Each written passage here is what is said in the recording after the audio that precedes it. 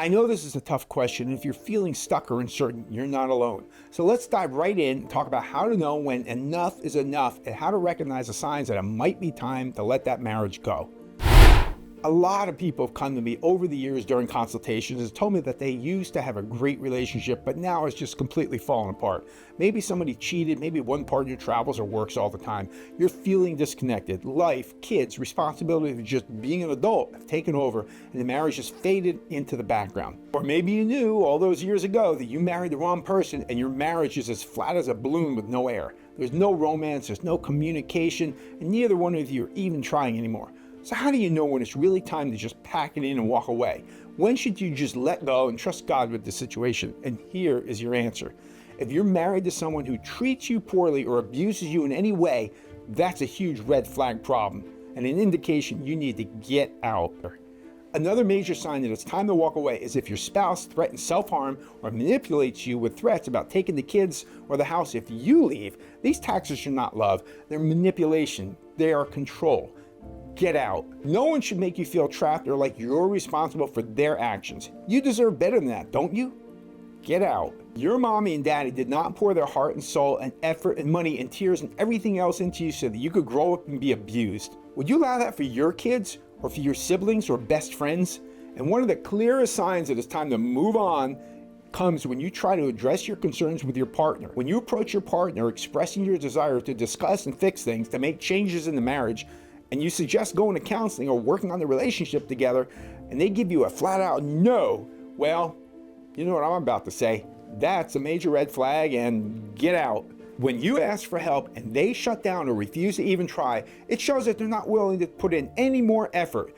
And that's more than a red flag. That's a relationship killer. There's no coming back from that one. Get out. You deserve better. Look, I'm going to take off my gloves right now and remove all the sugar and give it to you straight, and here it is. If the person you pledge your life and your love to can't even give you the bare minimum, then it's time to think long and hard about whether it's worth staying. And the thing is, you already know the answer. Get out. You deserve better. Don't stick around and be abused. I don't care if you've been together for years or if you have kids or pets or joint properties or business. This is about your well-being. Don't use those things as an excuse to stay in a horrible marriage. You know the answer. Let me circle back to something I said a minute ago. If you have kids, would you be okay with your son or your daughter being in a relationship like the one you're in?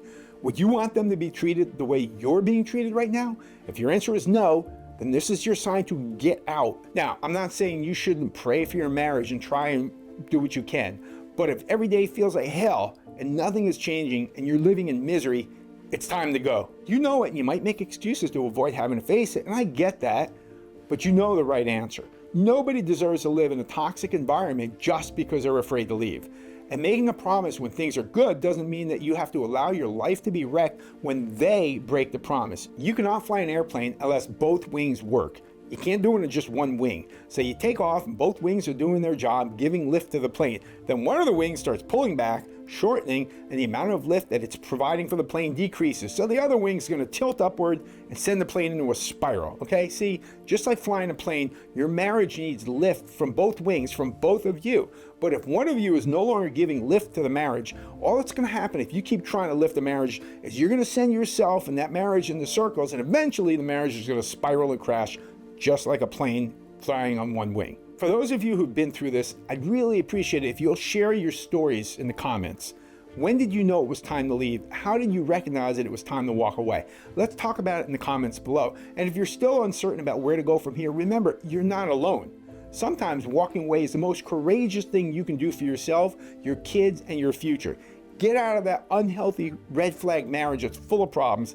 Get your kids out of that situation. They deserve better.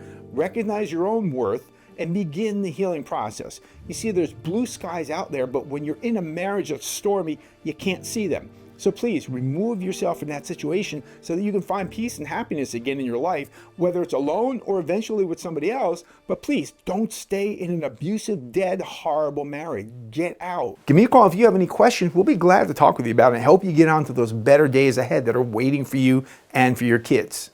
Thank you very much. Hey, thanks so much for watching. Please subscribe and turn on the alerts so that you'll get notified when we post our newest videos. And please remember to share your story in the comments below. And I'll see you again on the next video.